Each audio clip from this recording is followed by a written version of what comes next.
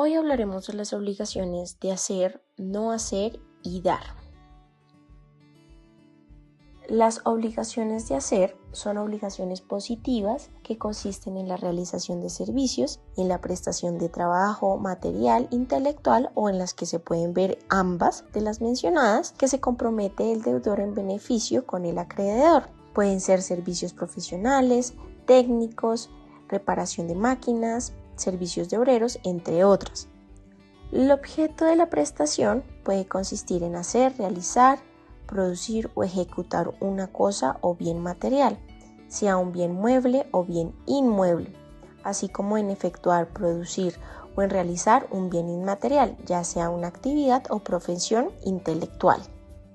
Algunas de las características que tienen las obligaciones de hacer no se prestan a una indeterminación. Esto quiere decir que no pueden estar constituidas por prestaciones con objeto, cosa, bien o actividad a realizar indeterminada.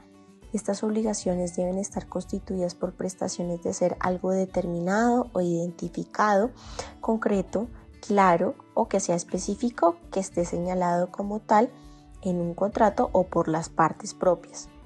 Al nacer, constituye o surge una obligación de hacer el objeto de esa conducta, comportamiento a realizar y efectuar debe estar claramente identificado con todas sus características y señalados de manera específica y expresa.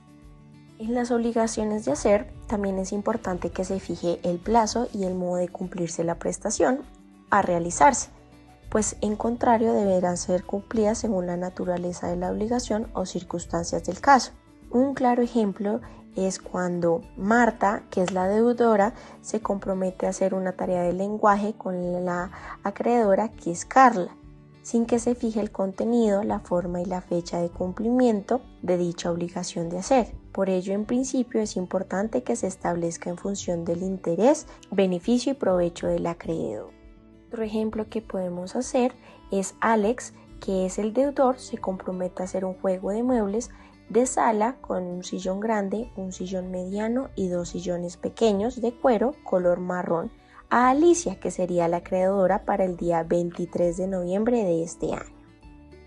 Las obligaciones de no hacer son aquellas obligaciones que están caracterizadas porque el comportamiento o la conducta del deudor consiste en una omisión o en una abstención.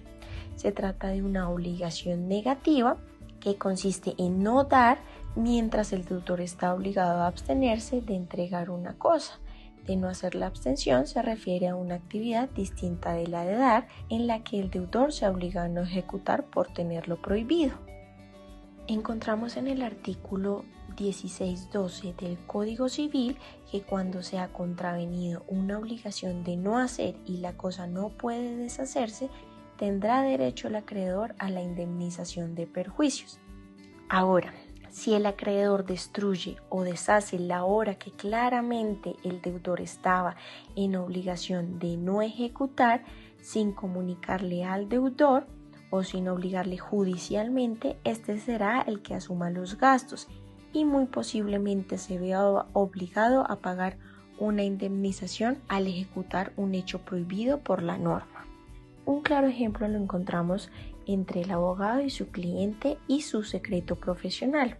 Esto quiere decir que el abogado se compromete en una obligación de no hacer, en no revelar información confidencial referente al cliente. Ahora, el concepto de la obligación de dar se caracteriza porque la parte deudora debe cumplir su prestación en entregar una cosa. Esto no quiere decir que deba ceder o transmitir necesariamente el dominio de algo, ya que el dar puede consistir efectivamente en transmitir el dominio, ya sea la venta, la permuta, la dación, el pago, la donación. Pero también es una obligación de dar el deber de transmitir la posesión, por ejemplo, el arrendatario o el constituir un derecho real como ceder una cosa en usufructo. Ahora encontramos también lo que son las obligaciones de cuerpo, cierto y género. Son aquellas que tienen por objeto una cosa totalmente singularizada, de tal modo que no pueda confundirse con otras similares. Ejemplo, un carro con las placas 1, 2, 3, 8, 7, 9.